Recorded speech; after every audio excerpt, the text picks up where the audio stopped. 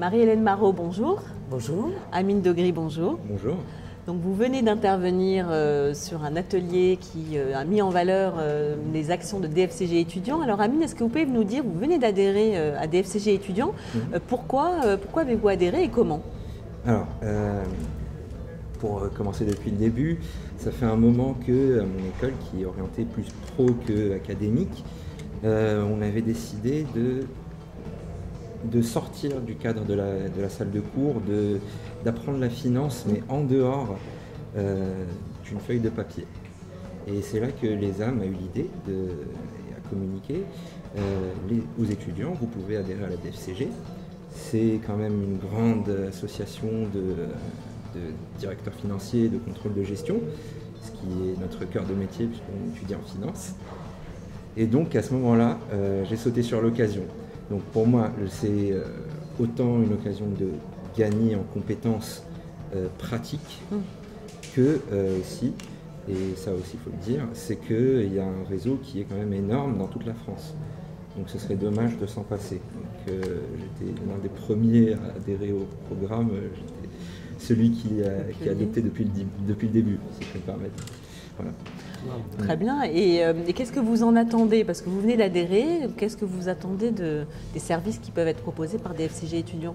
Alors, ce que j'aime bien, c'est que avec le programme Entrepreneur et DAF, justement, je vois qu'il y a beaucoup de startups, notamment dans l'incubateur de l'ESAM, qui s'appelle la Winner Factory, et qui sont éligibles, si j'ai bien compris, à ce programme-là. Et personnellement, je suis un grand fan de l'univers startup, donc j'ai envie de voir comment un binôme de DAF, jeune et un peu moins jeune, ramène cette valeur ajoutée à cette startup qui en a besoin.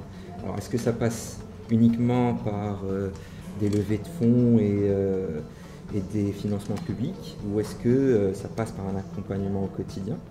Ça, j'ai envie de le savoir et j'ai envie de le voir de mes propres yeux. Voilà. Très bien, merci beaucoup Amine.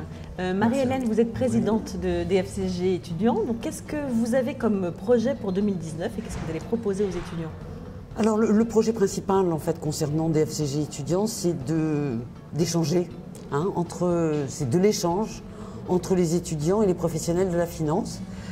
Donc on a un certain nombre d'initiatives qui sont déjà en cours, des partenariats avec des écoles, qui font notamment qu'on a des représentants ce soir de SCP, de l'ESAM, d'ISG, qui sont là et qui participent aux conférences, qui viennent tweeter, je veux dire, qui participent, qui apprennent et qui nous apportent aussi leur regard.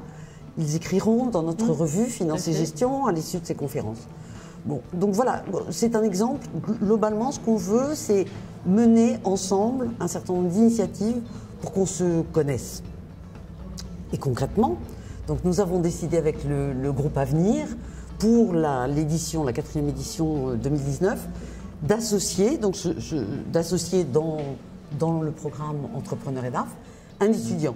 Donc ce programme consiste à accompagner une start-up pendant toute l'année avec 2 directeurs financiers de profils un peu différents.